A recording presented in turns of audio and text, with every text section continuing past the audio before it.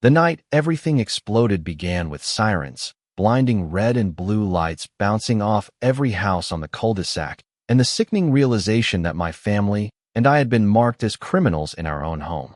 I stood barefoot in my driveway, my hands raised because 3 officers had their guns pointed at me, their faces tense, waiting for one wrong move. Behind them stood Karen, the self-proclaimed queen of our HOA, her bloated figure lit up in the strobes, her face twisted into a mask of triumph. She shouted with her whole body trembling with fake fear. "That's him. That's the man who threatened the board. He's dangerous, shoot him if he moves." My wife gasped from the porch, clutching our daughter's hand, her voice breaking as she screamed, "No, please, this is a mistake." Every second stretched like a blade at my throat. I could hear neighbors muttering, some filming, others hiding. My blood boiled, not just from fear, but from the raw injustice. I had lived here for years, paid every bill on time, built friendships with good people, and never once broken a law. Yet here I was, one twitch away from being killed because Karen decided to wield her false authority like a loaded gun. I forced my voice to cut through the chaos. "Officers, you've been lied to. I never threatened anyone. This is my property, my home. I have proof." But they didn't lower their weapons. Karen screeched louder, her voice shrill. "Don't listen to him. He's violent. He's been plotting against us. The whole HOA is in danger." Her lies dripped like venom, poisoning the air, feeding the officers' doubt. Then something shifted. From the crowd, a voice rang out. It was Daniel Pierce, a neighbor who usually kept to himself, a quiet man in his 60s with silver hair and a calm demeanor. He stepped forward, his phone raised high. "I recorded everything," he shouted. "From the beginning. He never threatened her. It's Karen who called and lied to you. I have the entire call on video." The officers froze. One of them lowered his weapon slightly, glancing at the others. Karen's face snapped toward Daniel, her eyes bulging in fury and panic. "You traitor," she screamed, her voice cracking. "You're siding with him? With the criminal?" But the crowd was shifting too. People were nodding, murmuring, emboldened. Mrs. Lopez shouted from her porch. "She's been lying to us for years. She fined me for planting tomatoes in my yard." Another neighbor yelled.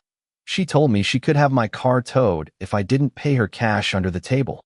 The thin thread of Karen's control snapped that night. The officers holstered their weapons, and their leader turned to her. "Ma'am, we need to see the call records and hear your statement again. If you've lied about a threat that didn't exist, that's a felony." Karen's face twisted into something ugly, sweat dripping down her neck as she sputtered. "No, you don't understand. I was protecting the community. He's dangerous. He hides things in his garage." That was the final spark. I turned, stormed to my garage, and yanked it open. Under the harsh light, neat stacks of boxes and tools gleamed. Nothing sinister, nothing illegal, just a workshop and storage like any normal family's. "This," I said, my voice rising with years of pent-up frustration, "is the truth she tried to bury with lies. She told you to shoot me over a garage full of lawn tools and Christmas lights." The crowd erupted. Laughter, outrage, shouts of disbelief, all of it raining down on Karen. She stumbled backward, her bluster failing, her voice cracking into high-pitched nonsense. No, you don't understand. I have the right. I'm the president. I protect the community." But no one believed her anymore. Even the officers stepped toward her, their tone firm. "Ma'am, if you've misused emergency services, if you've deliberately endangered lives with false reports, you will be facing serious charges." Karen's mouth opened, then closed. For the first time, she had no words, no power, nothing but the weight of her lies crushing her. And the neighborhood, once cowed into silence, finally roared back with the truth. The days after that chaotic night felt like waking from a nightmare you thought would never end. Neighbors who had once kept their heads down now gathered in small groups, sharing stories, piecing together years of abuse. The video Daniel captured spread online within hours, showing Karen egging on the officers, urging them to shoot me, her voice shrill and venomous. It didn't just shock our neighborhood, it went viral across the county, and then the state. Strangers commented in outrage. "How does someone get away with this? She belongs in prison, not in charge of an HOA." The investigation that followed was relentless. Officers combed through Karen's 911 call, and quickly discovered inconsistencies. Her statement about me threatening the board didn't match the reality captured by Daniel's phone. But it didn't stop there. Agent Callahan from the Division of Property Rights, who had stepped in during another HOA scandal months before, returned with a federal team. He explained the truth bluntly.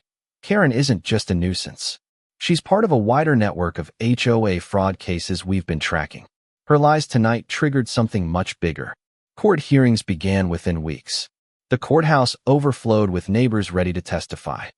Karen appeared in an orange jumpsuit, her once fierce demeanor crumbling under the fluorescent lights.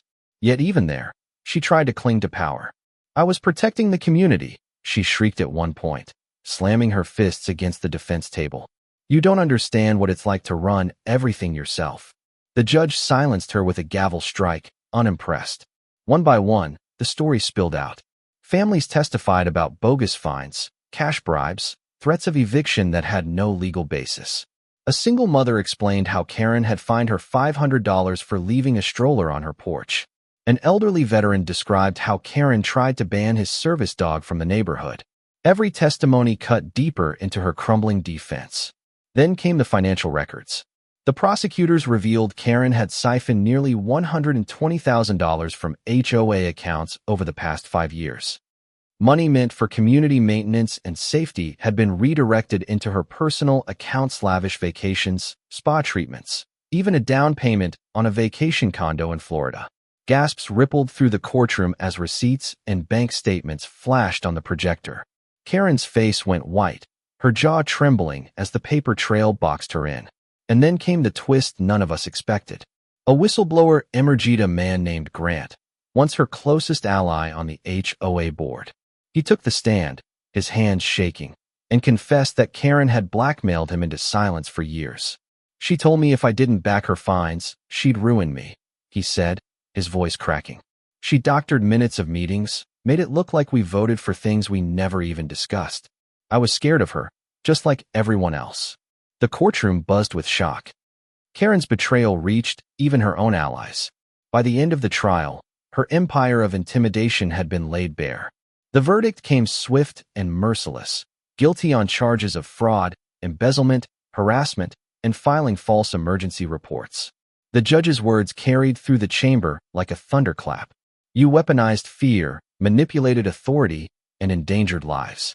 This court sentences you to 7 years in state prison, restitution to your victims, and a permanent ban from serving in any capacity of community leadership." Karen collapsed into her chair, sobbing, her kingdom shattered. The very neighbors she had once bullied clapped, not from spite, but from the deep, weary relief of justice finally being served. In the weeks that followed, our neighborhood transformed.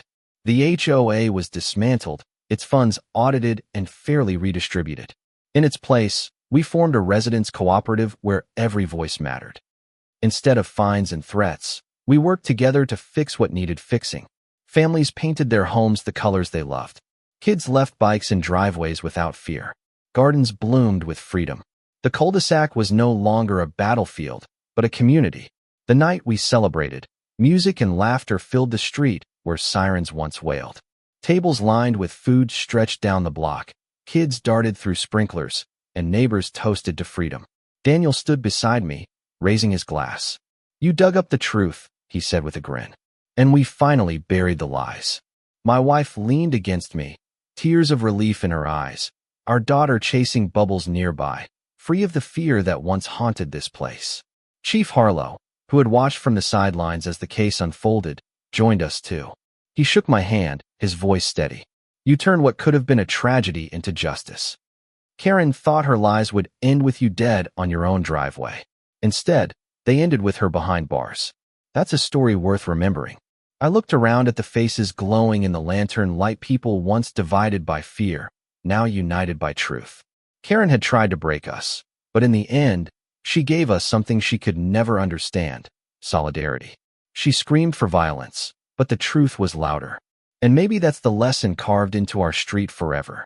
No lie, no abuse of power, no false authority can last forever. Eventually, it all unravels.